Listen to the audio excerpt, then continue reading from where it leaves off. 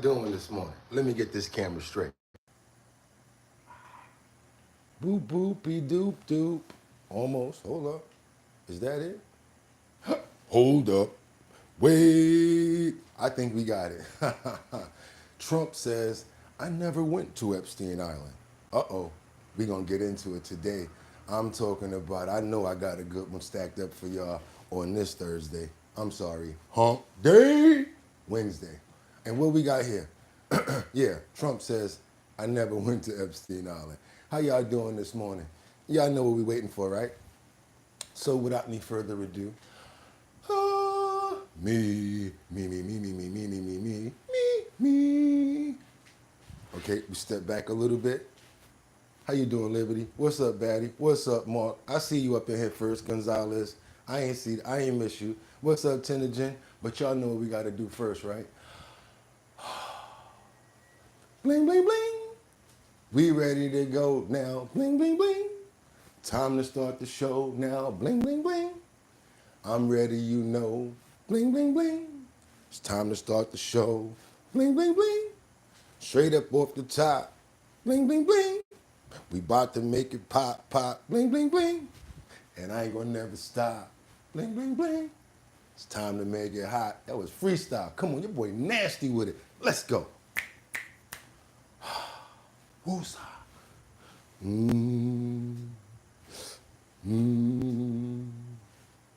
Come on. Yeah. What? And y'all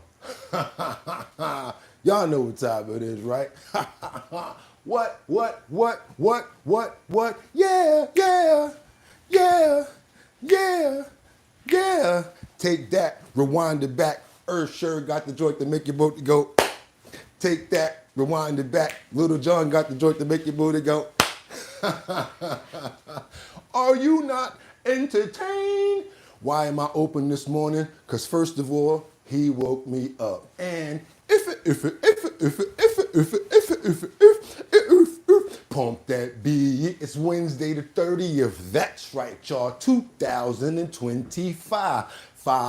I'm your host, Bugatti NYC, and this here's our bottom line where we be talking about this and that and that and this and this and that and that, where we be talking about this and that and that and this and this and that. Just got me lit. Woo! Talking about why I get turned up every morning. I had a chance to get up again. I don't care what the problem is. I'm happy. I get a chance to come here and hang out with y'all, and they gonna ask me why I'm excited every morning. I get to do this. Let's go. Who we got up in the building? We got Rebecca Lon Yen Bueno tapping in from Grand Rapids, Michigan. We got my boy, what's that up there? We got Crip Lup. That's right. Good morning, people. We got Ten Majen. Thank you for all that fire. Really appreciate that love. We got Batty Lynn tapping in from Detroit. Like I don't know. What else we got up in here? Who else we got up in here? We got Liberty and Justice. That's right. Always love you when you're in here because you always stay on topic and always are on point. That's right. Liberty and Justice says, loving the vibes today, Bugatti. Good looking, because I am too. The fact of the matter that we woke up again, are you serious? And the fact of the matter that y'all could have went anywhere, but y'all came here to chill with me? Come on now, you know I gotta turn up and make sure that y'all entertained. We got Epstein stuff coming up. I stacked the deck like crazy on that. We got real information and stuff coming up from breaking news. We're gonna be doing some prayers because we got some sad situations going forward, but I'm not even gonna play around. Yeah, I got a fully loaded clip, and it's time to do what? Let's get into these titles. Okay, what we got right here? We got Trump says, I never went to Epstein Island. Doom, doom, doom. We got him saying that himself, as well as much video. We even got content from Epstein Island. Let's get on back to this thumbnail over here because we got this disgraced former U.S. Representative George Santos who had to report to where?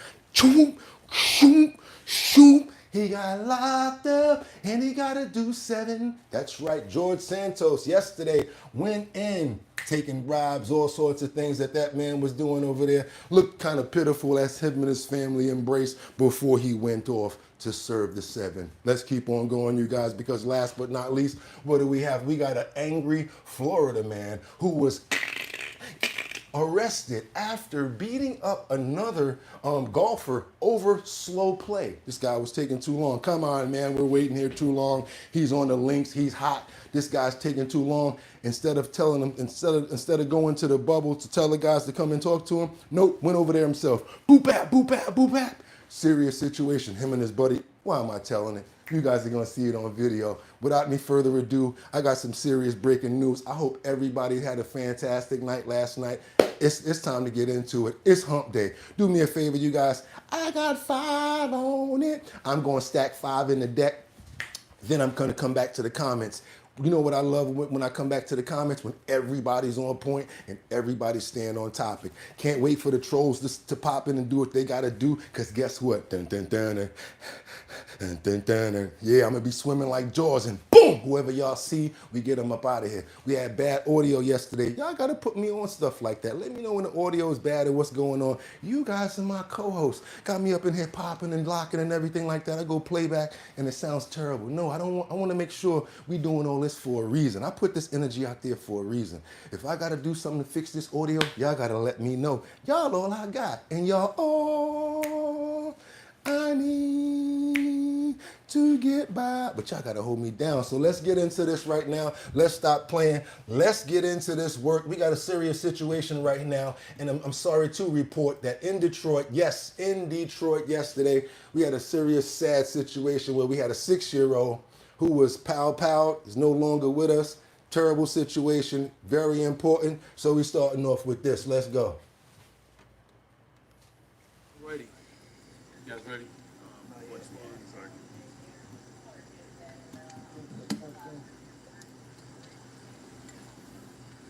Talking about a 6-year-old here, guys. So yeah, it should proceed before everything.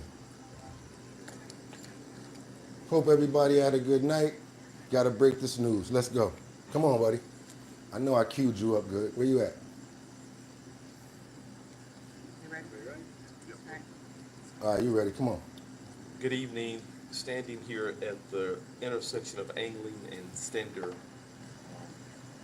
Behind me, you can see numerous shell casings from a rifle. Looking for a red Jeep at this particular time as a vehicle of interest. Being told that it was a black sedan, possibly a third vehicle, firing shots. You can see in the background shell casings on the ground. Unfortunately, when shots are fired in a residential neighborhood, you don't know where they're going to end, especially rifle shots. Sorry, guys. This is as loud as I can get it. I have the unpleasure to have to report that one of the rounds traveled further down the street, went into a residential house, and struck a 6-year-old, fatally wounding him. So one of our most precious citizens, residents of the city of Detroit, lost their life tonight for this senseless action. Our shot spotter, this is a shot spotter area, notified us, and we had officers respond to that within 4 minutes. And by the time we got the 911 call, we were able to respond to that approximately within 30 seconds. And so our officers, my detectives, will not rest until we bring this perpetrators to justice. We will catch you. Trust us when we say that. We have an excellent track record, we have technology, and we will bring them to justice. I'll take any questions the media may have at this particular moment.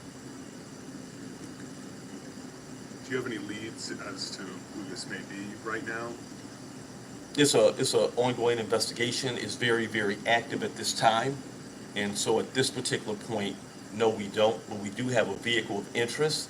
But we're going to utilize all of our technology, and I'm confident that we'll be able to apprehend the individual who's responsible for this. Citizens of Detroit don't tolerate this, especially when it comes to babies, young people being shot. So I'm pretty sure that the tips will start to flow immediately to the... Yeah, Batty, keep me up on point with this right here if you hear anything about it. Batty Lynn, I know you out there in Detroit. Let me know if you hear anything about this tragic event where somebody was pow-powing outside and one of these ullets went through the window and took out a 6-year-old. Terrible, tragic situation, and we're going to pray for this 6-year-old soul as well as the family and everybody who's been affected by that. And we're going to ask that they get some calmness and resolve and ease of their pain and some strength. We ask this in Jesus' name, early, amen. Sadly that we have to start off that story like our day like that, but sometimes things happen like that. That's more important to politics than me. But now, let's get into it. We got some information with President Trump. He threatens the secondary tariffs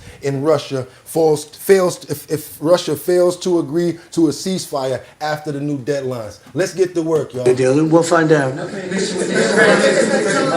you had any other grand channels conversations with the Russians reiterating this? In what? Reiterating this new pressure and deadline.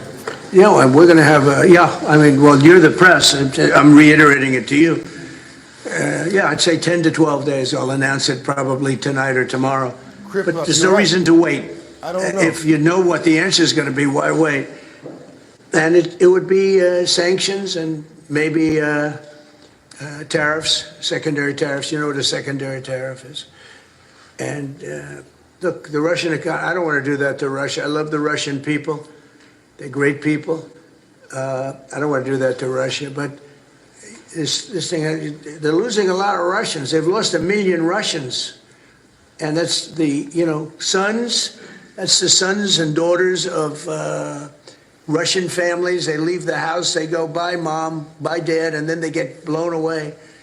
And Ukrainian too. Look at Ukraine. It's a disaster what's happened there. But it continues to go on. As you know, we made a deal where the European Union is essentially involved, but it's NATO, and we're supplying weapons to NATO. NATO's now paying because the United States, because of Biden's in for $350 billion, the European nations are in for about $100 billion. Should be the opposite way, by the way, because we have a big ocean in between. Should be the opposite way. But I think that eventually something's going to happen. It should happen fast. So many people are dying. When I settled out with Congo and Rwanda, they lost almost 8 million people. And it just made so much sense. And if I didn't get involved, they wouldn't have done it. They weren't even thinking about settling it. It was just going on forever. And nobody could go into those territories because they'd get killed. They'd get killed.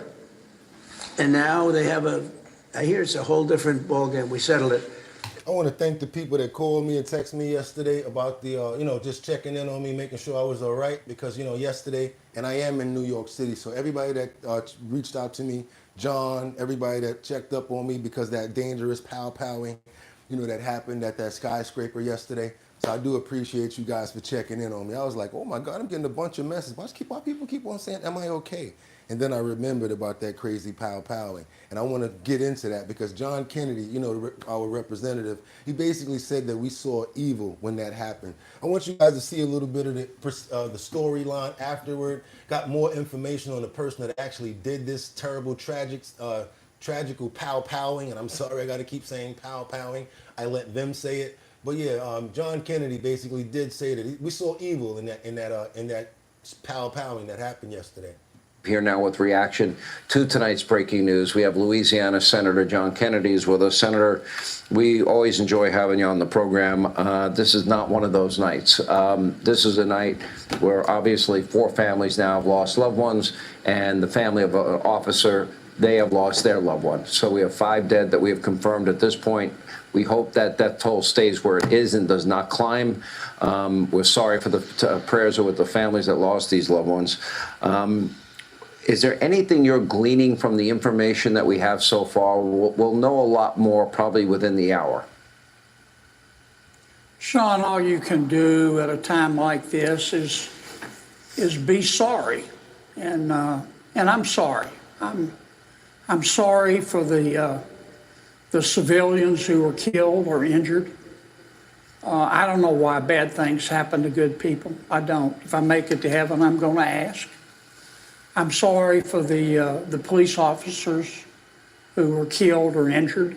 I'm also thankful for those who ran to the danger and away from it. I'm grateful for them. And I'm sorry for the people of New York. This is going to cause them to have to live in further fear. Meanwhile, we cannot carry. We cannot protect ourselves. You cannot have a GUN in New York, even though you guys heard last year or a year or two ago, oh, GUN rights are okay now for New Yorkers. It's a lie. You can't get a GUN. Trust me, I already tried to do it. And guess what? Ain't got no felonies, never been locked up, don't got none of that. Still couldn't get it. 2 businesses and all that. On Capitol Hill, probably beginning in the morning, there'll be the inevitable call by some of my colleagues for more gun control laws. We've got hundreds of gun control laws, Sean. No, to be honest maybe with you, how about this? How about this? Hell with the gun control laws. You see this guy walking down the street like that, and you able to carry. What would y'all do before he go in that building? Before he go in the building? Or how come again, like every time everybody's arguing with me and they say that there is patrol outside? It's not. It's not. Y'all just don't listen. I keep on telling people, it's not patrol outside like y'all think it is. Oh, there's so many people, there's so many cops on every corner. No, there isn't. It's some places, 42nd Street, 34th, 14th Street, West 4th. When they get to certain blocks, you can't even find them. And they just be driving through like this, whoop, whoop. No, they don't patrol like they used to. I'm back down with stop and frisk, especially if you got situations like this. This dude is walking down the street in broad daylight with with it. So what about if that could have been prevented before he went inside? That's all I'm trying to say. And New York has a majority of them. I live there. Yeah, we don't need more gun control. We need more idiot control. And I don't know exactly how to do that, but I do know this. I don't want to hear anyone feeling sorry for this guy who did this. And there'll be some that say, well, he was mixed up, he was confused, he was just sick, his mom or daddy didn't love him enough. Yeah. All that may be true, but from the bottom of my heart, I don't care. I believe there's objective evil in this world, and we saw it today, and I would have took the charge in that one. I wouldn't have been doing the bottom line tomorrow, y'all. I would have took the charge on that one, or I would have probably got caught. Because I would have said, you know what, I see this fool right here. I would have got behind something, pow, pow, pow, pow, and at least run up out of there before he tried to hit me back. Something, start something going on outside before the people, so the people can be warned or something. For real, this guy walking up the block like, what? Like, man, it's crazy, for real. All right, and again, you got to be careful with that, because you mess around and defend yourself, you're going to jail in New York. You'll be the one like this. Locked up, and it'll be so hard to get you out. I'm not even playing. They will lock you up. How my grandmother used to say it, faster than the cat can lick his ass. I'm serious. My grandmother used to say it all the time. Now we got to get over here to this disgraced former U.S. Representative, Mr. George Santos, because he has to report to prison for 7 years, you guys. Come on. Don't feel bad now. Don't feel bad for him, because he was propping and trotting and doing all of his little smart talk last year when he was going to court, acting like he was going to beat the charge and all of that. He's crying now, boy. Woo. Now to an Action News exclusive. Disgraced former New York Congressman George Santos reported to prison this afternoon in Fairfield Township, New Jersey. He will now begin serving his 7-year sentence for the fraud charges that got him ousted from Congress. Action News reporter Trish Hartman live for us in Millville with the details on this story. Trish. Yep, great. George Santos had until 2 p.m. today to show up to prison. He showed up a little bit after that. We were there. It was Your boy was like, come on, give me 5 more minutes. He had until 2 to get there to report. He's like, man, what I'm going to do? What they going to do? He said, man, let me go to Subway real quick and get a quick sandwich, and then y'all could take me and put me in. I don't feel bad for this dude. It was a brief and emotional goodbye with his family, and then he went in to start serving his time. What do you want to say? Free George Santos! Free George Santos! Former New York Congressman George Santos reported to federal prison this afternoon shortly after 2 p.m. George going to Club Fed. Santos did not speak on his way in, but gave tearful hugs as he said goodbye to family just outside FCI. Got that Club Fed vacation. The antidote for trying to get rich off the Club Fed vacation. Yes, I'm flipping it. The antidote for trying to get rich off us, the Club Fed vacation. Y'all don't know that song. Only my older people know where I got that from. Fairton in Cumberland County. The 37-year-old former congressman pleaded guilty to wire fraud and aggravated identity theft. Two supporters showed up with signs that said, What they say? What they say? You give eye exams. I give fresh starts, better vision, healthy eyes. Everybody wants I like that. this. Hero Doc saves vision. Well, Hero Owl saves money. Use your vision insurance for exams, glasses, and contacts, all at America's Best. You should get YouTube Free Premium. Santos. I had to come down here today. It's my duty as an American. Wow. This is honestly an insane sentence handed down for a white-collar first-time offender. Santos admitted to filing false campaign finance reports and fraudulently charging donors' credit cards. He was sentenced in April to 80. First of all, can you understand what this man was doing? They over here crying for this crook. Rewind, bring it back, selector. Selector, we must find out what the man gone for jail for now. Come now. You crying, right? But then we're going to get back to what he going to jail for. First-time offender. Santos admitted to filing false campaign finance reports and fraudulently charging donors' credit cards. He was sentenced in April to 87 months in prison. That's a little over 7 years, plus 2 years of supervised release. At the time, he told the judge he regrets defrauding the voters who supported his 2022 run for Congress, but the judge declined the lighter sentence he requested. In a farewell post on X last night, he wrote in part, quote, "From the halls of Congress to the chaos of cable news, what a ride it's been. Was it messy? Always. Glamorous? Occasionally. Honest? I tried. Most days." Santos served in Congress for 11 months that were riddled with scandal, including a string of false claims about his personal and professional background. He was expelled from Congress in 2023 following the release of a scathing House ethics report. So they found a lot out about Mr. Santos. So he got 7, all the way to 7.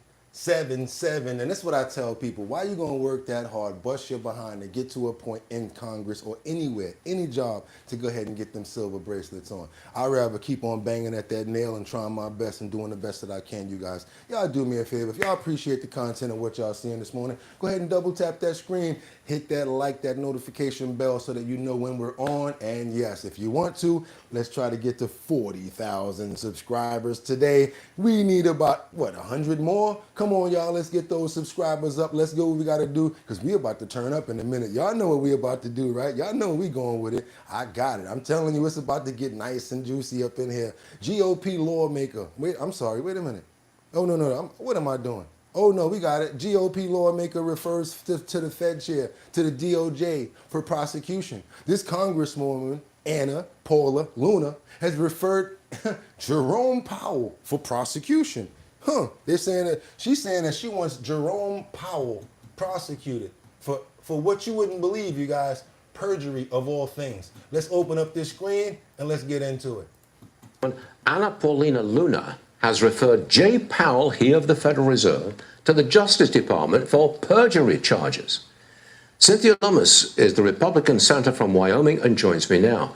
Senator, going after Powell because you don't agree with his pace of rate cuts, charging him with perjury, a criminal offense, lying to Congress, isn't that a bit strong just because you don't like his interest rate policy? Well, I am concerned about the way he handled Choke Point 2.0, the way that they went after banks that were solvent and drove them into insolvency, the way that the Fed has dealt with using subjective determinations about what banks should be financing, oil, gas, coal, energy that certain aspects of our economy doesn't approve of. These are the bigger concerns I have about Jay Powell and the manner in which bank supervision has been conducted.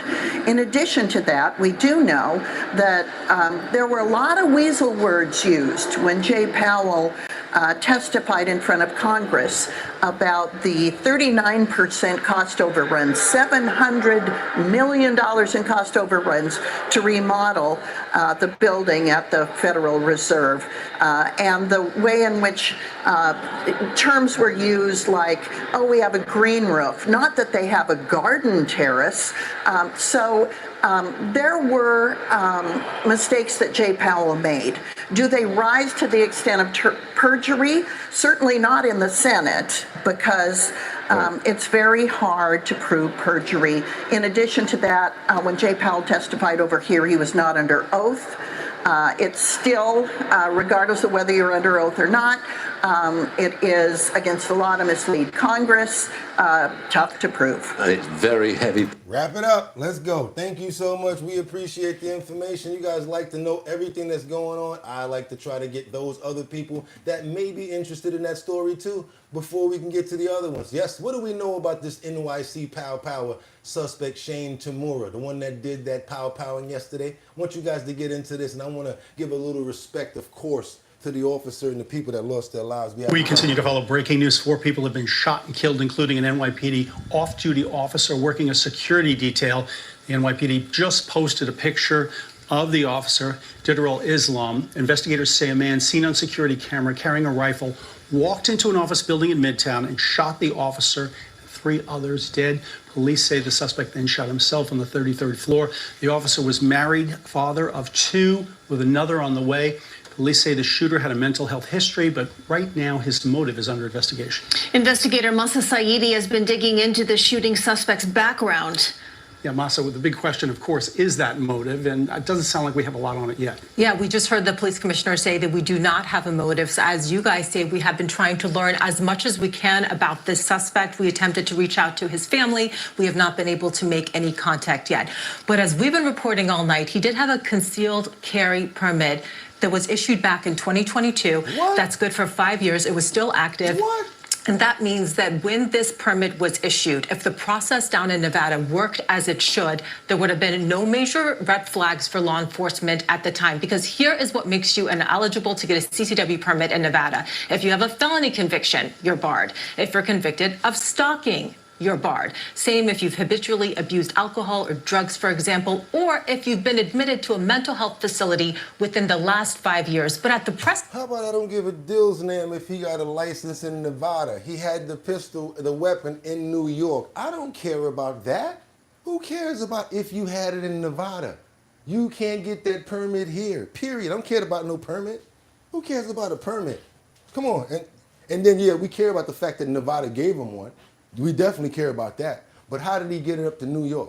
That's what I want to talk about. I'm not talking about no permit. I'm talking about that long, yeah, that's what I'm talking about, that he was walking around with. I know what you guys want to get into. I know what y'all want to see. I know where we want to go right now. I know y'all can't wait till we get there, but I got to cut this tree down and get more information out before we go there. Now we got to go back to our president because he opened up the Trump International Golf Links in Scotland yesterday. Ladies and gentlemen, it is my absolute privilege.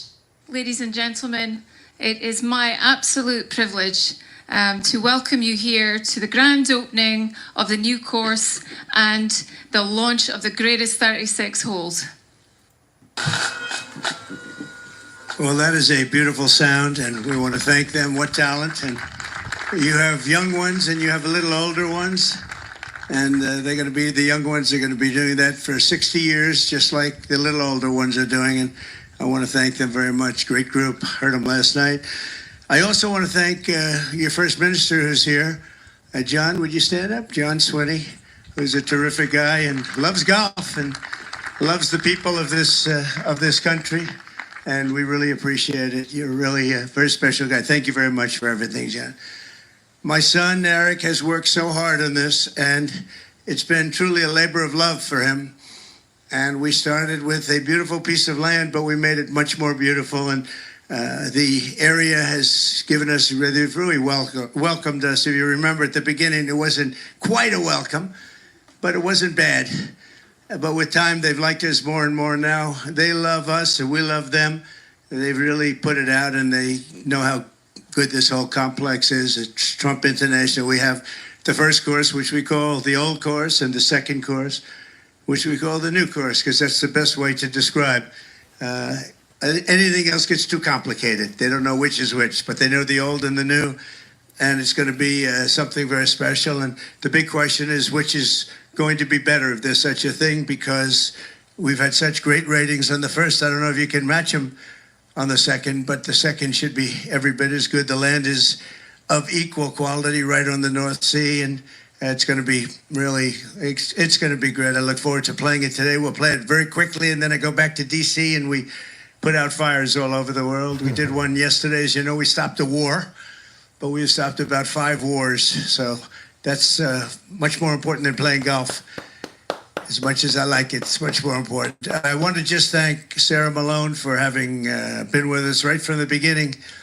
She was young and not experienced. Now she's still young and very experienced, so I just want to thank you. Okay, y'all, it's time. Without any further ado, I know what you guys are here for. I know what you want. So what I did was, instead of giving you the other news afterward because I know you'd leave, the only thing we're going to play from now on to the end is Epstein.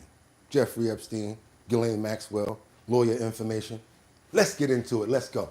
Senator Richard Blumenthal on Capitol Hill says about Maxwell, all she is doing is angling for a pardon. Maxwell's credibility is 0. That's right. That's what they're saying about her credibility. Let's get into it. Let's get to work. Let's go. Shifting policy. And lastly, what do you make of Trump not ruling out a pardon for Ghislaine Maxwell? Maxwell's credibility is 0. She is a convicted sex abuse trafficker of children seeking favors from Trump. What needs to be done now is disclosing all the files, the documents, the witness testimony, and interviews, because that's where the truth lies. Maxwell is worthless in credibility and factual support, because all she's doing is angling for a pardon, and she certainly doesn't deserve it. Politically, what do you make of the way Democrats have handled this issue, the Epstein issue? Because you're hearing more criticism from your party on this. Has there been a change in how you approach these kind of controversies? I don't know what the criticism is. All we're doing is insisting on the truth, you know. All right, you insisted on the truth. You know, already for 2 days they've been having a back and forth. They already had 2 meetings with Ghislaine Maxwell, so they've already asked her over 100 questions, and she's already given up over 100 people. And they said that she did not hold back on any person. If they asked her about Bill Clinton, she spoke about it. If they asked her about Woody Allen, she spoke about it. If they asked her about she spoke about it. Let's keep on going. I'm going to stack this deck now. The Trump administration is facing renewed calls for full transparency regarding files in the Jeffrey Epstein sex trafficking investigation. Epstein's accomplice wrapped up 2 days of interviews with a top Justice Department official and the president's former attorney, Todd Blanche. Her attorney says she answered questions about 100 different people yesterday and that she did not hold anything back. Scott McFarland has more. As he emerged from a second day of interviews in Tallahassee, Ghislaine Maxwell's defense lawyer, David Marcus, said she is cooperating freely. We haven't asked for anything. This is not a situation where we're asking anything in return for testimony or anything like that. But as he departed for his golf resort in Scotland, President Trump refused to rule out a pardon for Maxwell, who's serving a 20-year prison term. Would you consider a pardon or a commutation for Ghislaine Maxwell? It's something I haven't thought about. It's really something.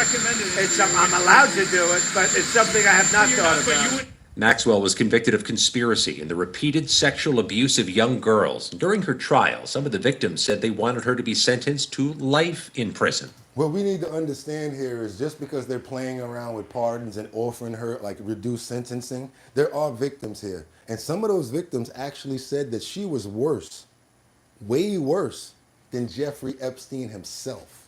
They said that her anger and the way that she went about stuff overpowered his. So basically, from what I'm really thinking now, was she like the ringleader? Was she? Deputy U.S. Attorney General Todd Blanche, a former Trump criminal defense lawyer, has now conducted 2 closed-door meetings with Maxwell in an effort to quiet criticisms the administration is blocking access to the Epstein files. A plane flew a banner over the courthouse meeting site accusing the president and U.S. Attorney General Pam Bondi of a cover-up. Blanche, Trump's #2 Department of Justice official, said he sought the meetings with Maxwell as a response to the president's directive to release more evidence in the case. That is totally unorthodox and outside the norms of the way the Department of Justice is supposed to operate. Liz Oyer, a former U.S. pardon attorney, was fired from the Department of Justice in March. Is she well positioned to get a pardon? There's every reason to believe that they are seeking to make some sort of deal with Maxwell that will help them solve this political crisis. Trump. All right, we got to keep on going now. They was talking about the pardon right there, about her credibility. I think that she's a bigger part of this situation than everybody else is thinking. And we need to do what? If they're willing to talk, really need to talk to those victims, because that's who really can tell us what's going on, and it's much more inside information. We can read files, but if we had a chance to talk to one of those victims, woo! One said that they was, I'm not going to say it because it's coming up in the clip. Prince Andrew, step to the front of the stage, Prince Andrew. We got you. But first, I'm not going to do that.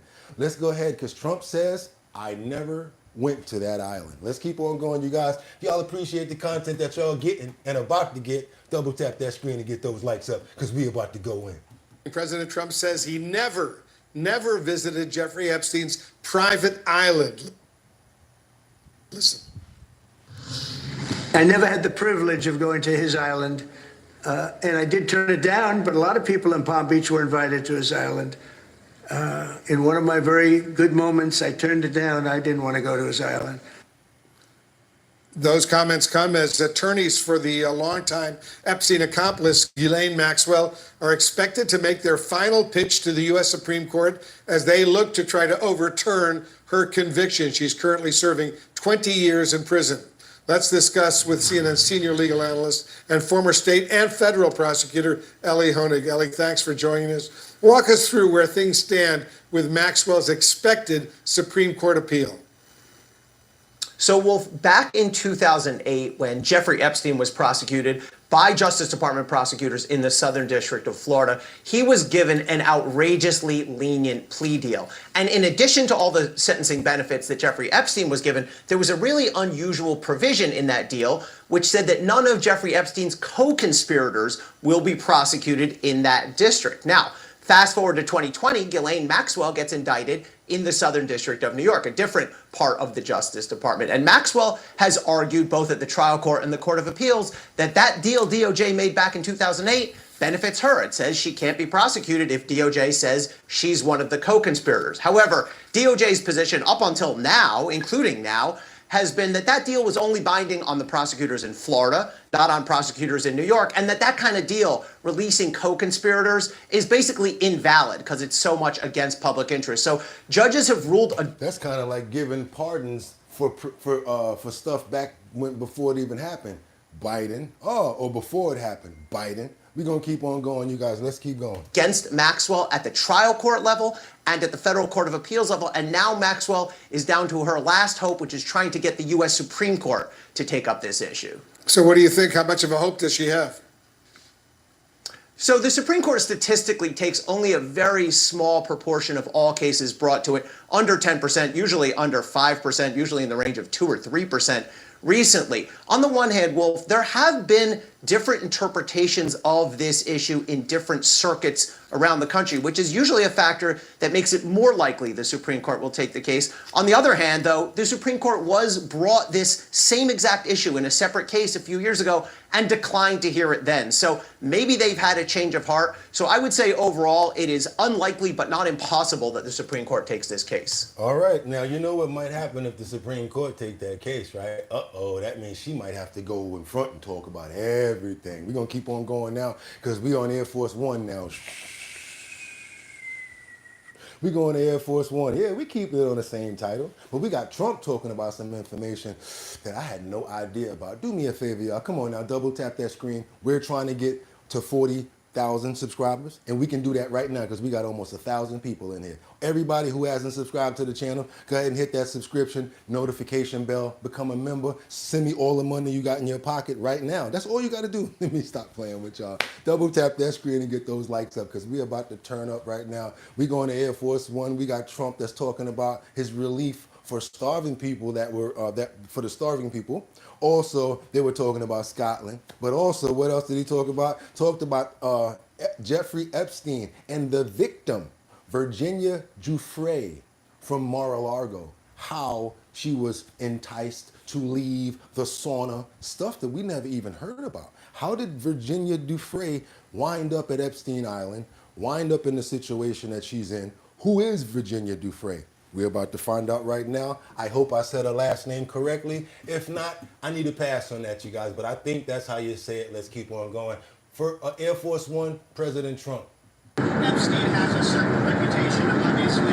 Just curious, were some of the workers that were taken from you, were some of them young women? Were some of them young women? Well, I don't want to say, but everyone knows the people that were taken. And it was the concept of taking people that work for me is bad.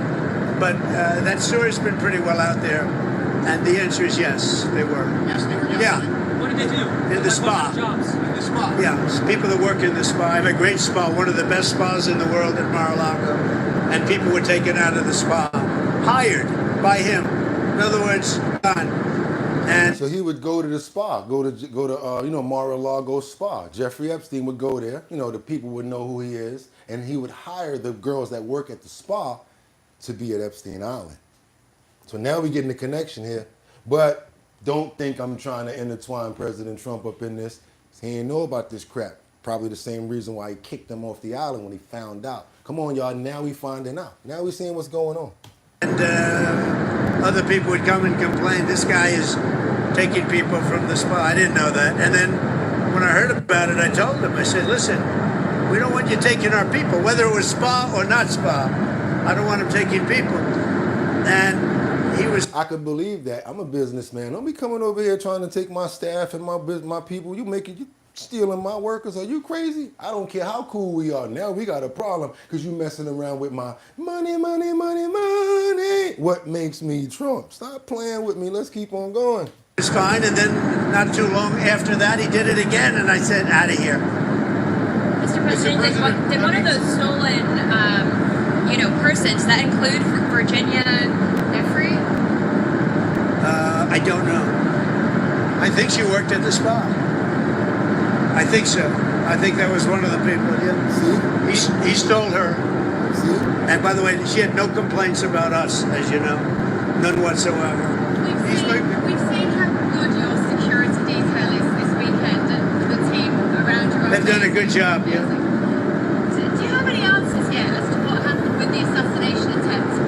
Having seen them in action, it seems... Oh no, we got to stay on Jeffrey Epstein topic. I promise my people nothing but a deck of cards of nothing but Epstein.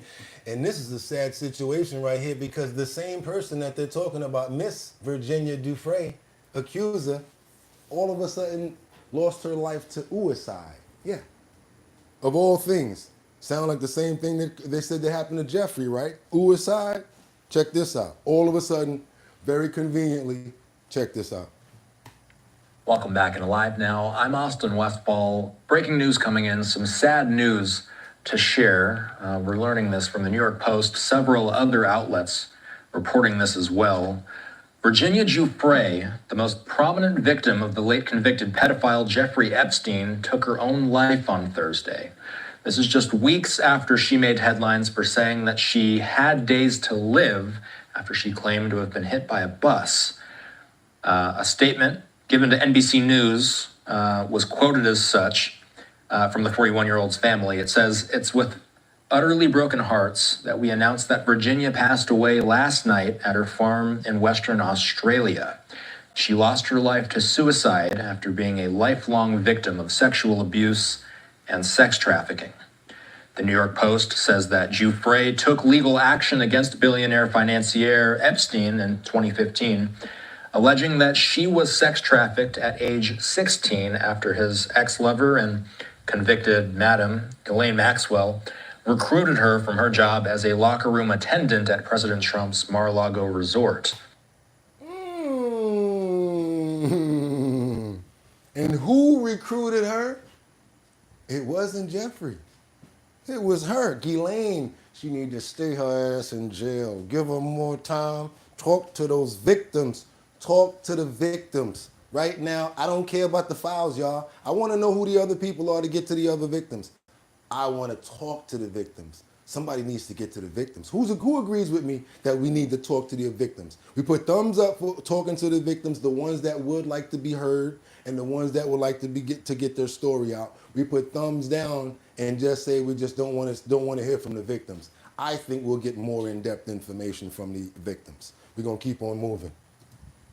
The mom of 3, according to the Post, also alleged that she was forced to have sex with disgraced Prince Andrew 3 times when she was 17, including at Epstein's Little St. James Island in New Mexico. And Little St. James Island in New Mexico, and in Maxwell's London home, where a notorious photo of her with King Charles' eldest brother was taken. The key is with the Post victims. says the allegations became the biggest scandal to rock the royal family in a generation. Y'all saying it all. Again, hearing of the sad news just within the past hour, Virginia Giuffre, the most prominent victim of late convicted pedophile Jeffrey Epstein, taking her own life on Thursday. It was announced on Friday, her death. She was 41 years old, her family confirming this. People saying Giuffre, Jeffrey Epstein, and Prince Andrew abuse accuser, sadly dying by suicide at the age of 41. If any more details become available, we'll bring those to you as the evening progresses. But yeah, so, and people in the comments, y'all not dumb. Like, they think that we don't know what really happened here. They really think that we stupid, y'all. Tell us anything, right? Tell us anything. People in the comments like, oh, y'all don't think that we know that y'all have something to do with that? Come on now. We got to keep on moving forward because now we got the empire of lies, the rumor juice, Jeffrey Epstein and Maxwell. They call us the empire of lies right here, guys. We're going to get into it today. Boy, we're going to peel some onion. We're going to peel this onion back. Let's go. You've probably heard of Ghislaine Maxwell and Jeffrey Epstein. And let's be real, their names together are enough to send chills down your spine. Why? Because after Epstein's 2019 arrest, it was revealed they were involved in horrific crimes that shocked the world. So, what was really going on between them? It all started in 1991. Ghislaine Maxwell, daughter of British media tycoon Robert Maxwell, had just moved to New York to launch a magazine and keep her socialite lifestyle alive. She was well connected, polished, and thanks to her dad, who owned the New York Daily News, she had instant access to Manhattan's elite. That's when she met Jeffrey Epstein. I'm not sure exactly what the outcome will be, but definitely not good. Now, Epstein wasn't exactly new money. He was already rich and mysterious, with a reputation for moving in powerful circles. Maxwell, on the other hand, was on the brink of losing everything. Later that same year, her father died suddenly in a boating accident.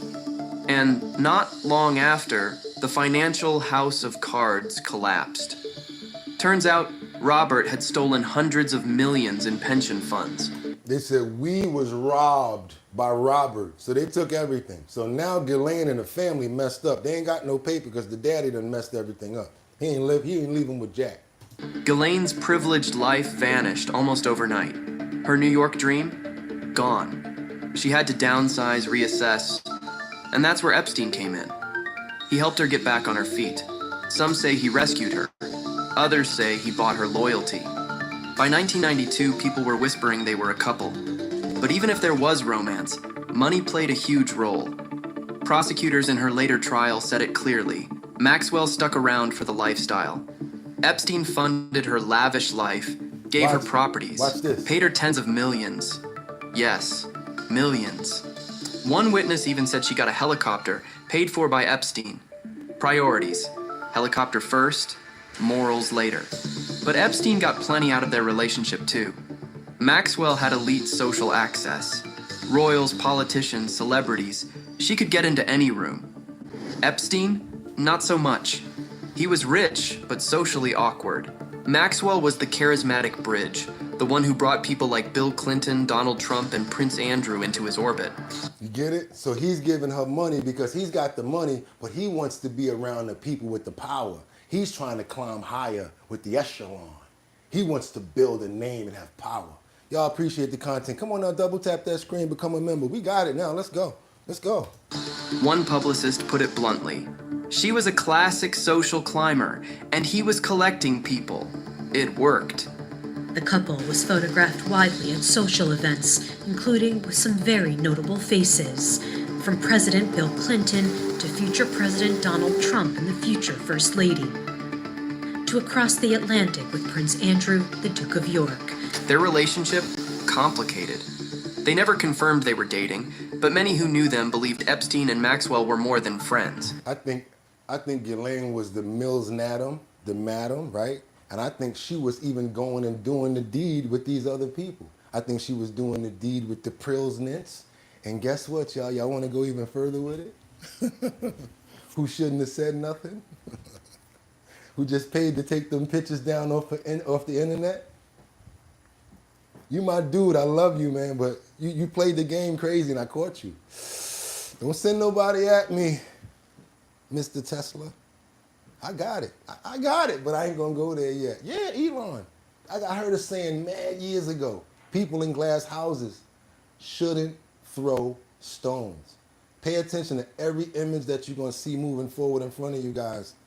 Why is Elon in the picture by himself with Ghislaine after they broke up? Let's keep it going, y'all. Let's go. Witnesses described them as very playful and even handsy in public. Maxwell's own brothers said they had been a couple at some point, but not a normal one. No shared home, no great love story, just partnership with blurred lines. Maxwell wasn't just Epstein's plus one. She ran his homes. She booked the flights, managed the staff, and even gave employees handbooks that reminded them to see nothing, hear nothing, say nothing. Kind of reminds me of the Mac. Everybody, if y'all ever see a movie called The Mac, the Madame, she don't play. They was having their Hills Nose watch videos. This is how you do the John. They got like a almost sort of a alt situation going on with that C in the front, the alt with the C in the front. Yeah, telling you. According to Epstein's pilots, Maxwell hired people, oversaw finances, and acted like the lady of the house. One employee said the moment she stepped in, she took over. But Ghislaine also had a much more sinister job, recruiting and grooming girls. A woman named Annie Farmer said Maxwell was key in luring her in when she was just 16. Thank you. She described Maxwell and Epstein as a team. Thank you. Not a romantic couple. Thank you. A criminal partnership. Thank you. You own an island. Two islands. The islands of Dr. Moreau. Correct. Even after Epstein was convicted of soliciting a minor in 2006, Maxwell didn't cut ties. Sure, she started dating billionaire Ted Waite for a while, but Ghislaine stayed close to Epstein behind the scenes. What was the crime of which you were convicted? Two counts. One, soliciting prostitution and procuring a minor for prostitution. Now, I'm going to be honest with you guys. This is a real good one right here. This is Jeffrey Epstein and Ghislaine Maxwell, the empire of lies. It's called Rumor Juice. I can keep going for a whole nother 5 minutes. I'm not going to do it. I would normally ask you guys, but guess what? We have another 15 of our own. That's even better than what's coming up, what's in that. You guys want to see that? It's called Rumor Juice, but I got to keep on moving forward because I know you guys want to see what Bill Clinton has to say as far as his response to the unseen in the Epstein documents. We got to move forward, you guys. It's that hot over here today. It's that crazy at our bottom line. We get busy over here. We're not playing today. We came to put it down. We're not playing today. So I got this Bill Clinton clip right here. Let's go ahead and get into this. Let's go. We begin the final hour of Fox and Friends with a Fox News Alert. You got hundreds of pages of Jeffrey Epstein's court documents now unsealed. Several prominent figures are referenced in the documents, including... This is how old is this clip? I gotta let you guys know that. This clip is a year old. But again, I like to stack the deck. I do my research because of the content of what's in it. Former presidents like Bill Clinton and celebrities and business leaders. Many of the people who have been publicly named, including Clinton, have not been accused of any wrongdoing, but the documents are answering some questions about Epstein's web of associates and famous friends who would meet him at his various locations around the globe. Peter Ducey joins us now with more details on this. Hey, Peter. Good morning. And the former President Bill Clinton's team is now reminding us that by now it's been about 20 years since the last time Bill Clinton and Jeffrey Epstein talked. But he is right there in the pages of this deposition that's now been released by Epstein accuser Joanna Schoberg. So the question from an attorney was, did Jeffrey ever talk to you about Bill Clinton? And she said that he said one time that Clinton likes them young, referring to girls. Also in this deposition, one of the most famous magicians in history, David Copperfield, the accuser Schoberg was asked, have you ever met David Copperfield? She said yes. She was asked again, can you tell me what that was? She said, sure. Someone called me from the house and said that he would be there, and if I wanted to come have dinner, then I could meet him. It is very important to point out here, neither of these men, Clinton or Copperfield, are accused of anything inappropriate, and it sounds like that's starting to wear on the convicted Epstein accomplice, Ghislaine Maxwell, who is in jail right now. Her lawyer is saying that these crimes are about men abusing women, but the only person in jail is a woman. Back to you. And Peter, one of the other names is Michael Jackson, the king of pop. Do we know anything about the circumstances? Because we know that, for instance, Bill Clinton flew on his plane a bunch of times. A lot of celebrities and famous people. Former President Trump flew a couple of times, but there's no suggestion anything happened. But what do we know about Michael Jackson? What's crazy is last year, but there's no suggestion that anything happened. Now all of a sudden they want to throw him under the bus this year because it's good news. Let's keep on going. Just that somebody asked an accuser if she ever saw anybody really famous at one of Epstein's houses, and she said that she saw Michael Jackson. So it does paint a picture of a very rich guy who liked having very famous people around, but the descriptions a lot of the time are just that somebody was there, not that they were doing anything. Just like the Diddy party. They got the downstairs area where they got one thing going on and another area where other stuff is going on. But that does not mean that those people are going to be frequent in those areas. You cannot blame everybody for the actions of others, y'all. Y'all can't. So we really need to get to those files and see what's going on with that. But as far as everything that's going on around it, there is a lot of information and a lot of questions that need to be answered. Let's get on over to Los Angeles, because now we got Epstein. Well, this Los Angeles clip the information came from. Epstein pleads the fifth in a 2010 testimony. He answered a couple of questions about the president, but he pled the fifth on those questions as well. Let's keep on going, you guys. Let's keep going. Woo! Do we have it? Let's go. Let's stack this deck. Relationship with Donald Trump. What do you mean by personal relationships? Have you socialized with him? Yes, sir. Yes? Yes, sir. Have you ever socialized with Donald Trump in the presence of females under the age of 18? Though I'd like to answer that question, at least today, I'm going to have to assert my 5th, 6th, and 14th Amendment rights, sir. New tonight, a resurfaced 2010 deposition going viral shows Jeffrey Epstein pleading the fifth when asked about underage girls around Donald Trump. He admits socializing with Trump, but gives no evidence of wrongdoing. Keep on moving, y'all. We got to keep on moving. I got so much. I got to keep on going. There's so much in the deck. Now we're going to go right back over to Kennedy, who gives a blunt take on the notion of the possibility of pardoning Maxwell. What do you guys think about the pardon? I hear a lot of people saying no pardon now, especially as we peel the layers back of this person and find out more about him.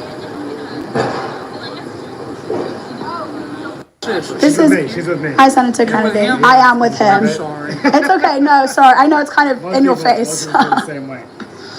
Trump is not taking off the table part of it, possible part of Ghislaine Maxwell. Is that a mistake?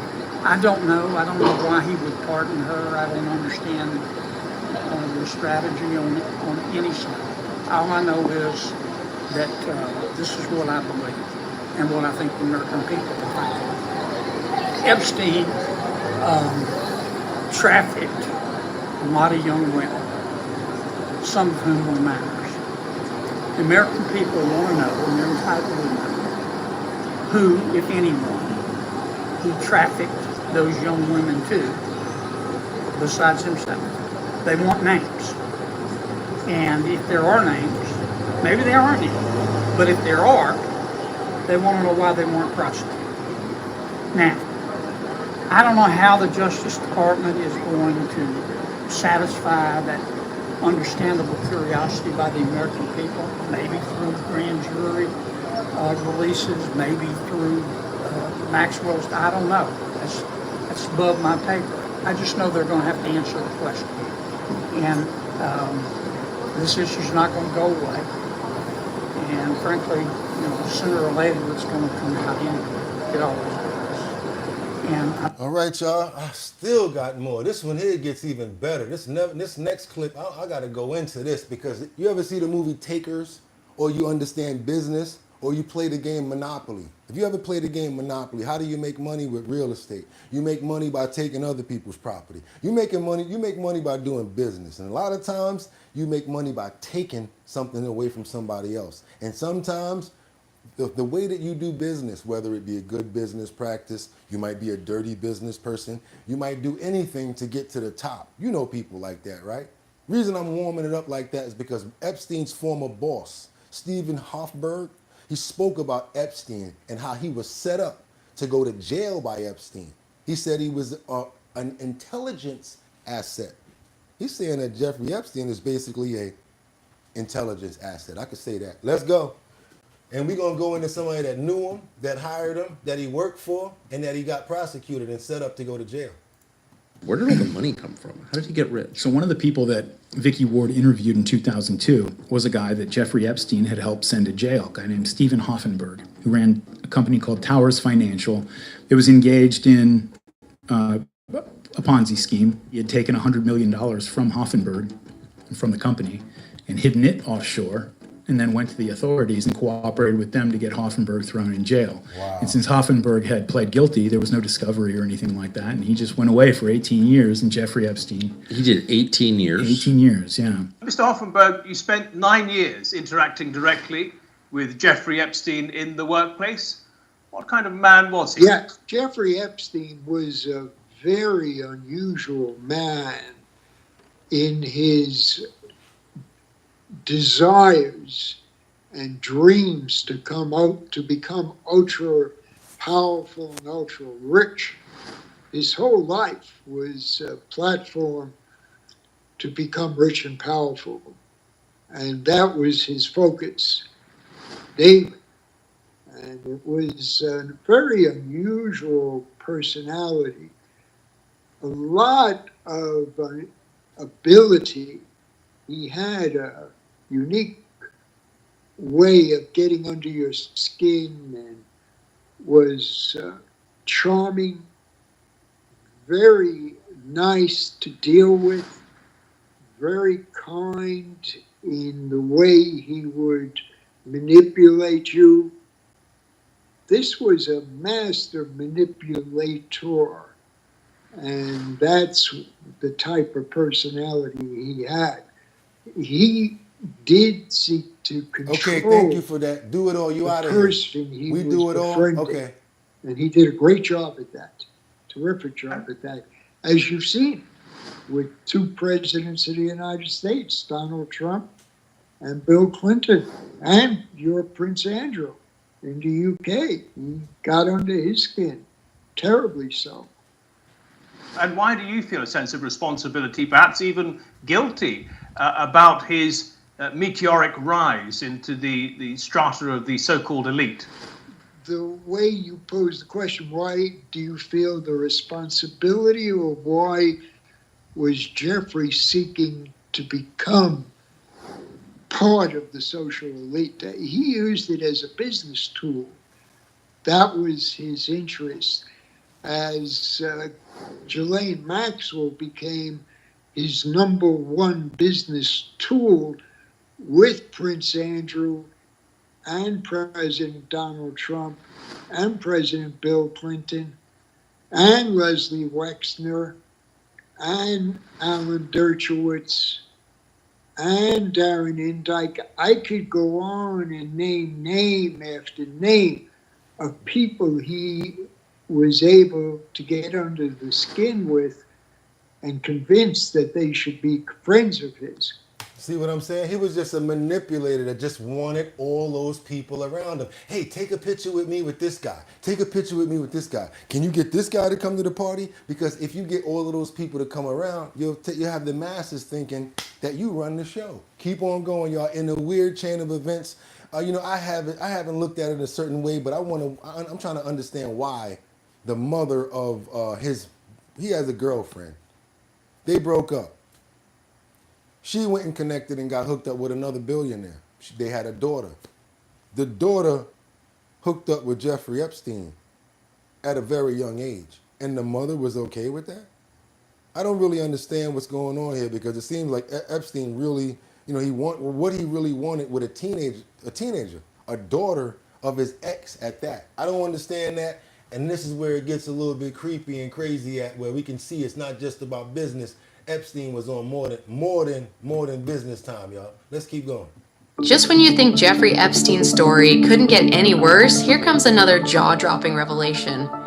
This time, it involves the daughter of his longtime ex-girlfriend. And yes, it's as unsettling as it sounds. Let's rewind for a second. Back in the early 80s, Epstein started dating Eva Anderson, a former Miss Sweden. Their relationship lasted 11 years, making her his longest-term partner. Eventually, Eva moved on and married billionaire hedge funder Glenn Dubin. Together, they went on to have 3 children, one of whom was Selena, who grew up knowing Epstein as a close family friend. But that's where things take a disturbing turn. According to reports, Epstein had an especially close relationship with Selena from a very young age. She even referred to him as Uncle Jeff. And by the time she was just 12, he was reportedly stepping into more of a father figure role, at least on the surface. But behind the scenes, Epstein was already weaving her into his twisted plans. When Selena turned 19, he allegedly told associates that if he ever married anyone, it would be her. That's right. He openly talked about marrying the teenage daughter of his ex-girlfriend. His reasoning? According to sources, it was mostly about dodging inheritance taxes by... I see you guys are talking about the mom. Yeah, the mom, they said that she put herself in position to make sure that she would be good. Look, what did it say? I've been said that it was about the parents. All of the parents got was to get money and be put in position. Yeah, and you think that she may have sacrificed her daughter? All of a sudden, you see, it's not just like the rappers. You see all of the girls that deal with the rappers. You have this one rapper, this one famous girl, and she deals with all of the rappers. When I say deal with, pal, get with them or whatever like that, it seems like every category is like that. So billionaires have their own level of, I got O's. Yeah, they got their level of HOEs up there too. They just get on the billionaire level with it. Notice how every time one of the ladies break up with Epstein, they get with another billionaire. So they stay on that level. If you're a millionaire, they ain't rocking with you. Only the billionaires. That's that billionaire BP right there. By transferring his wealth to someone close. But was that really the full story? Knowing what we do about Epstein, it's hard not to assume the worst. In 2014, Epstein reportedly made Selena the beneficiary of a trust, possibly setting her up to inherit assets like his private Caribbean island. Her name was removed the following year, but that trust is now worth $50 million. Whether she ever received anything remains unclear. Yeah, y'all, I got so much more. Don't go nowhere. I want you to do me a favor, double tap that screen to get those likes up. We're trying to get up to 40,000 plus subscribers. I know we can make it happen. We got 1,000 people here. So if everybody go ahead and subscribe to the channel, we got it. We got to keep on moving now, because Epstein trills NAFIC victims. The lawyer checked the Epstein files, and we have a bit of it on the Nancy Grace. You know, I like Nancy Grace. We're going to give Nancy Grace a little bit of time right here, because I like the way she did this intro, and it was very interesting. Gold Law, who has represented 9 Epstein victims. 9. Now, I've prosecuted a lot of cases, and when I would have 3 or 4 victims, that would be like an avalanche. You, a single lawyer, have represented 9, which tells me that there are many, many more out there, probably that we don't even know about. It's concerning to me, Mr. Kubin, first of all, thank you for being with us, that there are 5 alleged suicides connected to this case. Does somebody in this universe want me to believe that 5 people connected to this case all committed? And let's see, there's Epstein, there's Virginia Giuffre, there's the French Epstein, who was a pimp of little girls. There was Caroline Giano, and there was Leap Sky Patrick. That's 5 people. 3 of those Epstein victims. 3 dead. One is Epstein, and the other is his French counterpart. What about Virginia? That they would trade little girls as young as 12 years old. Giuffre? He ends up dead. Wow. Are any of your clients worried about how people connected to this case are dropping dead like flies? I got to tell you, Nancy, a couple of issues. First of all, the moment he was rearrested in New York when his plane landed, or New Jersey, at that moment, I did an interview shortly thereafter advising the general public he was never making it out alive. And, prophetically, he didn't. I was one of the first ones that said he wouldn't make it out alive. And frankly, I continue to be a disbeliever in the story that's been populated by the feds and the Department of Justice. There are just way too many connections here. I can also tell you exclusively, because I don't know that I've ever talked about this before, but shortly after he passed in jail, I received a call from one of the guards at the facility who had retired. This is somebody that wasn't working there at the time, but was able to speak with me on authority because he had worked there, and said, there is no way that someone within that type of a facility could have the opportunity to commit suicide. This is the most secure, one of the most secure prisons we have in the United States. It is a prison within a prison within a prison. It is 3 levels of high security, constantly monitored, and it was unbelievable to him that somebody in there would potentially be able to commit suicide. And then, I still got more. I don't want you guys to be here with this all day, but I still got more. Double tap the screen. Let's get those likes up. Now we got to go to Epstein Island because we got some inside information from Epstein Island. We're going to be looking at the library. We got a person named O'Keefe who's going to, let's just get into it real quick and let you guys see what's going on, because there's some real creepy stuff going on in his living room. He left some crazy writings on the wall, on the chalkboard or whatever. Kind of cryptic information. No, wait a minute. Kind of cryptic information. Let me make sure I get this out for you guys. I see I probably, there we go. Let's get it.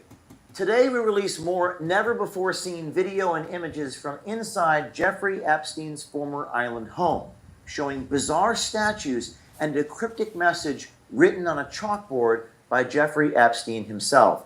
The Jeffrey Epstein Island, also known as Little St. James in the Virgin Islands. Last time we took you inside the kitchen to show that really creepy image of a baby in a sink. YouTubers have snuck on the island. Luke Radowski, Tyler Olivier getting images of the outside of the structures. But today we're going to take you inside the structures, inside Jeffrey Epstein's library. We're going to take a closer look. Now, this has never been seen before. We are now inside the library. Do your boy a favor, double tap that screen, get those likes up. Come on, y'all. Y'all feel like being generous? I'm sweating. I'd like something to drink. I would like to go get a Starbucks drink. Your boy been working. Come on now, let's get that. Let's show some love. Double tap that screen. But what I really like, hell with the Starbucks. Let's get to 40,000 subscribers today, y'all. Let's get it done. Go ahead and subscribe to the channel. Library. Dozens of books line the walls, including literature like Ernest Hemingway's Selected Letters, vacation reads such as Robert Ludlum's The Bourne Ultimatum, denser titles like The Golden Age of Theoretical Physics, and Salman Rushdie's Satanic Verses. Now, a closer inspection revealed unusual objects, statuettes of winged... What is this? Some sort of thing with a wing with some craziness on his head? Statues all in there, crazy. Figures in plague masks, and one of a semi-nude young woman washing herself while seated on a bidet. Video and photos inside the library also show a horse whip, which is right here under the chalkboard, apparently crafted from leather and bones.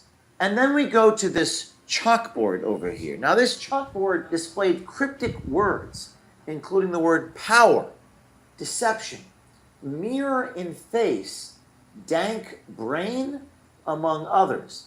Now, the chalkboard's message remains a mystery, and we're hoping that some of you in the audience can help decipher and ascertain what Epstein might be talking about here. This is, again, right after he was arrested. We compared the words on the chalkboard to a note Epstein wrote in his prison cell before his death. Several letters and letter combinations from the note match those on the chalkboard, which leads us to believe they were in fact written by Jeffrey Epstein. And we're not sure what this means, but we're hoping you in the audience can take a look at this and tell us what you think he was trying to say here. Was it a message he was sending to the world? We're receiving a lot of images, videos, and photos as a result of our reporting. These sources reaching out to us include those within the government, people who don't trust anybody, including our own Department of Justice. These people are reaching out to us on Signal at 914-491-9395. Still got more, y'all. Thank you for that content right there, O'Keefe Media Group. We really appreciate that in-depth information. I had to interrupt because we can't play a certain amount of content before we get struck. So I have to jump in sometimes. I know it gets on your nerves, but I don't do it on purpose. I just try to get in and get right out so that we're still walking that fine line, you guys. Keep on moving forward. Now we got to get to something else that you guys probably didn't know about. You thought that there was just one black book? Thought that there was just one black book? No. You thought that there was just one black book with information. Well, you think that other people didn't work at the Epstein Island, like the butler, who confirms the names in his own very black book. Check this out, you guys. This butler was kind of, I guess he was getting ready for the end or knew something was going to be a possibility to always happen. So what did he do? He started to make his very own little black book. Let's go, y'all. Let's do this. Jeffrey Epstein's butler. But it contains names that would make any Wall Street tycoon, Hollywood actor, or head of state tremble. Let's turn the pages of the mysterious Black Book. What names have appeared in the book? What secrets are being hidden and buried? Black Book, the secret notebook hidden by butler, Alfredo Rodriguez. Alfredo Rodriguez was Epstein's personal butler for many years, specifically at the Palm Beach mansion.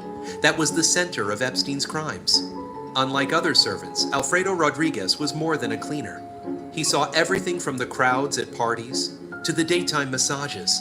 He knew the faces of politicians, billionaires, and even the girls who were introduced to the upper class. Rodriguez sensed something was very wrong with his boss's lifestyle. According to The Independent, Rodriguez secretly kept a black book believed to be a diary, detailing the girls who came to Epstein's house to massage him and his high-class friends. It included hundreds of famous people, from politicians, businessmen to the entertainment industry, and powerful tycoons.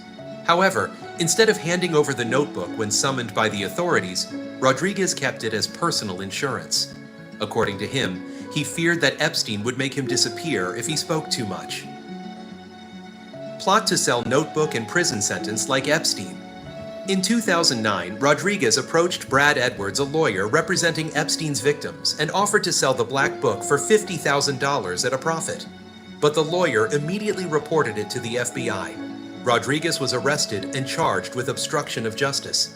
In 2011, he was sentenced to 18 months in federal prison, the same sentence Epstein had previously served.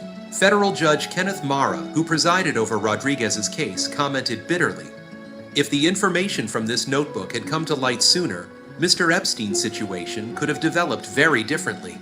In FBI files, Rodriguez calls the notebook the Holy Grail and the Golden Nugget, because it could provide all the evidence of a network of upper-class criminals who concealed, aided, and abetted a series of criminal activities under the guise of wealth. So that's what we probably need to be looking at. We need to be looking at his black book as well. We need to find out what's going on with that. I want to be doing some research and see if he really got arrested for that, because that would kind of corroborate the fact that he tried to sell the book. And if he tried to sell the book, that means that there's a book, another black book with those names in it that he kept himself, that he probably was dealing with those same people on the side, coming to get these people, taking care of them while he's being the butler at the home, Just, a lot of people the same way like Epstein was. Can I get your information? I love the way you whatever. Or I'm going to be flying in at this time. Can you orchestrate this to happen for me? So here, it takes my information. So we have no idea how many phone numbers are in his black book. The butler always knows everything. The assistants always know. Certain people that's connected, they know what's going on. My question is, if he did know anything about the little underage, should he be held in contempt? Or should he actually go to jail for the stuff that he actually saw and didn't report? Keep on moving forward, you guys, because we got Epstein's accomplice, Maxwell, to appear in court to overturn her conviction. She's going to ask the president for a pardon, y'all, just so y'all know. She's going to ask for the pardon. And everybody that's in the comments saying that she shouldn't get one, I'm thinking the same way like you guys. I don't think that she should get a pardon at all. Maxwell made a final pitch to the Supreme Court. Attorneys for Ghislaine Maxwell made a final pitch to the Supreme Court. They're asking justices to overturn her 2021 conviction for conspiring with Jeffrey Epstein to sexually abuse young girls, saying it violates an agreement that Epstein made back in 2008 that shielded any co-conspirators from prosecution. The Justice Department wants the High Court to reject her appeal, but Maxwell's attorney said this in a statement, quote, "We're appealing not only to the Supreme Court, but to the president himself to recognize how profoundly unjust it is to scapegoat Ghislaine Maxwell for Epstein's crimes, especially when the government promised she would not be prosecuted," end quote. Meantime, a source tells CNN that Maxwell received limited immunity to talk with Deputy Attorney General Todd Blanche about the Epstein files last week. Those discussions were not mentioned in today's filing. Now, this morning, President Trump said that he is not ruling out a pardon for Maxwell, saying that he just hasn't been approached. Here's more from the president. Well, I'm allowed to give her a pardon, but nobody's approached me with it. Nobody's asked me about it. It's in the news about that aspect of it, but right now it would be inappropriate to talk about it.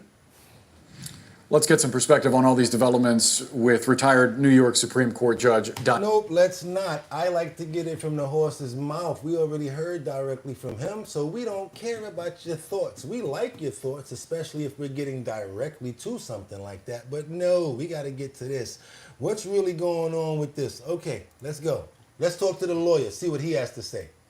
She never invoked a privilege. She never declined. She never stopped. She never invoked a privilege. She never declined to answer. She answered all the questions truthfully, honestly, and to the best of her ability. A lot of information about convicted sex trafficker Ghislaine Maxwell has been rolling in at such a fast pace. Did she name names? Is she going to get a pardon? Will she have to spill the secrets to all of America in front of a congressional committee? I'll tell you what, we're going to get into all of this with somebody who knows the... No, we're not. We're wrapping up right now. August the 12th. Yes, August the 12th. This is what we're really lining up for. And that's why I like that little ending right there when it comes to her. But don't think it's over. No, it's not. Don't go nowhere. What I'm trying to say is this. There's always going to be more information. I personally feel like we need to speak to the victims. Yes, let the files out. Where is this other black book from the butler? I hope somebody important is paying attention, but not in any other way, because all I'm trying to do is deliver the news. Don't hate on me for how we stack the facts over here, all right? Don't hate on me for the way we stack the facts. We still got to keep on going, you guys. You know I don't end it off like that. We got more on the deck. Stop playing.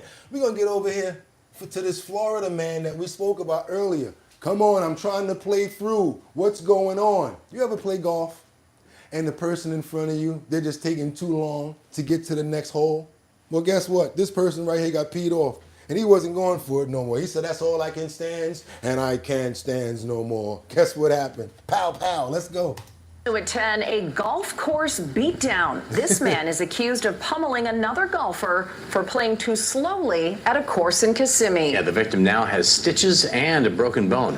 Fox 35's Manny Martinez is live in studio tonight. So, Manny, deputies say this really escalated quickly here. It did. John, you play golf. You know pace of play is contentious, right? When there's a jam, the person in front feels rushed and the person behind, they feel stuck.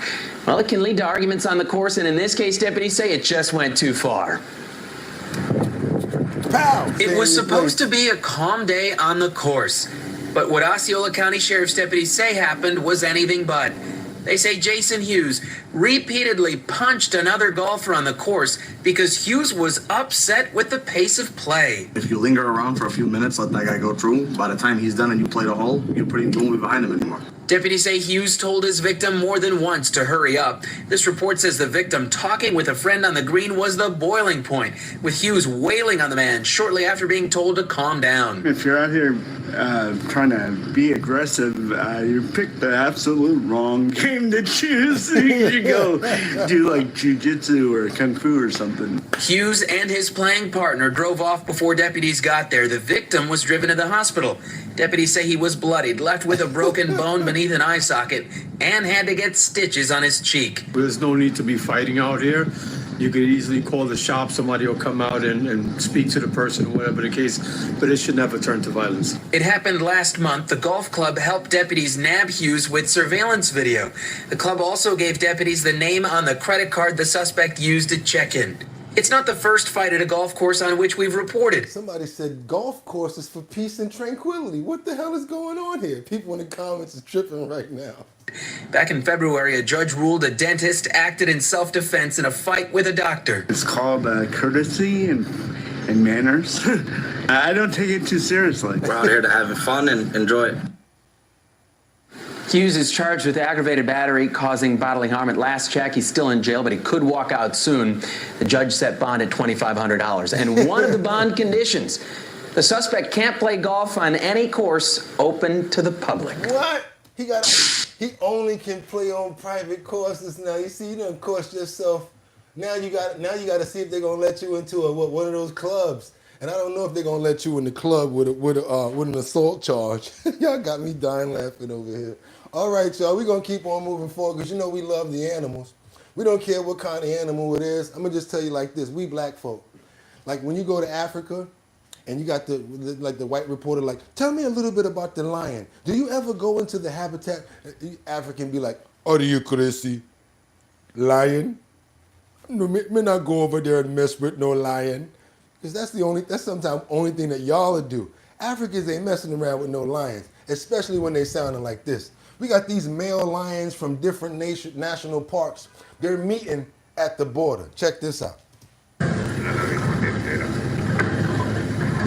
Look at the male at the far side of his tail. It almost looks like it's falling. Yeah, it's broken it.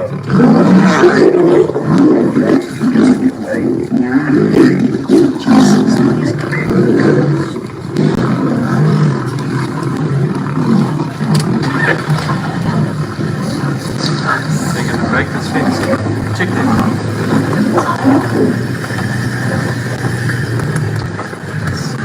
What a sighting, hey Mel? Hey Jake, 4 males, this is insane.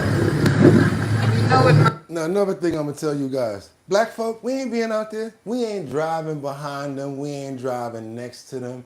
Y'all could have that. We good. That's like, that's why, that's why I can tell y'all right now. And the way that the black people die in horror movies, totally wrong.